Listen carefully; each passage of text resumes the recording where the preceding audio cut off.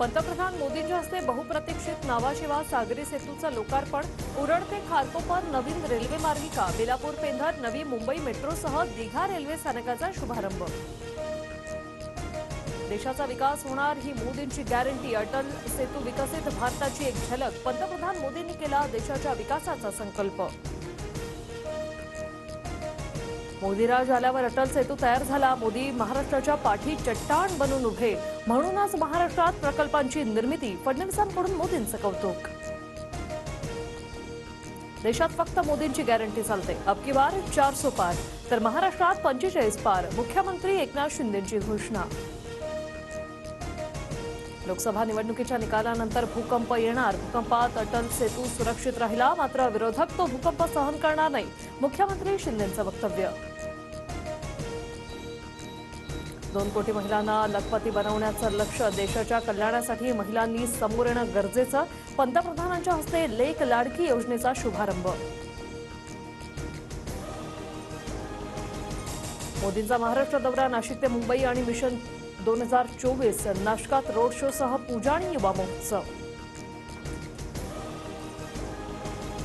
पंतप्रधान मोदींकडून नाशिकच्या ऐतिहासिक काळाराम मंदिरात आरती, राम नामाचा गजर, टाळ वाजवत मोदी भजनात तल्लीन, मोदींकडून मंदिर परिसरात साफसफाई देखील।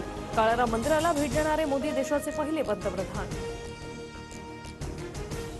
घराणेशाहीच्या राजकारणानं देशाचं मोठं नुकसान, युवकांनो राजकारणात सक्रिय व्हा आणि परिवारवाद संपवा, नाशिकमधील युवा महोत्सवातून पंतप्रधान मोदींचा काँग्रेसवर हल्लाबोल। महाविकास आघाडी सरकार पडेपर्यंत 85% शिवडी नावाशिवा पुलाचं काम पूर्ण, 15% कामासाठी 1.5 वर्ष घेऊन व्हीआयपीची वाट बघत उद्घाटन रखडवलं, लोकार्पणाआधी ठाकरे गटाची ट्विट करत टीका। अयोध्येत रामलल्लांच्या प्राणप्रतिष्ठेपूर्वी मोदी 11 दिवसांचा विशेष धार्मिक विधी करणार, पंतप्रधान मोदींची घोषणा। मोदी देशातील सर्वात मोठे शंकराचार्य असं भाजपला वाटतं, रामाच्या नावानं राजकारण, मोदींना वेळ मिळाल्यावर निवडणुका जाहीर होतील, संजय राऊतांचा टोला। शिवसेनेची घटना दुरुस्ती अवैध होती तर निवडणूक आयोग झोपलं होतं का, नार्वेकरांच्या निकालानंतर अरविंद सावंतांकडून 2023च्या कार्यकारिणीचा व्हिडिओ समोर, राष्ट्रीय कार्यकारिणीतील नार्वेकरांचा फोटो दाखवला। भंडारा गोंदिया लोकसभा लढण्यास मी सदैव तयार, अजित पवार गटाचे प्रफुल्ल पटेलही शर्यतीत, भाजपच्या जागेवरच पटेलांचा दावा।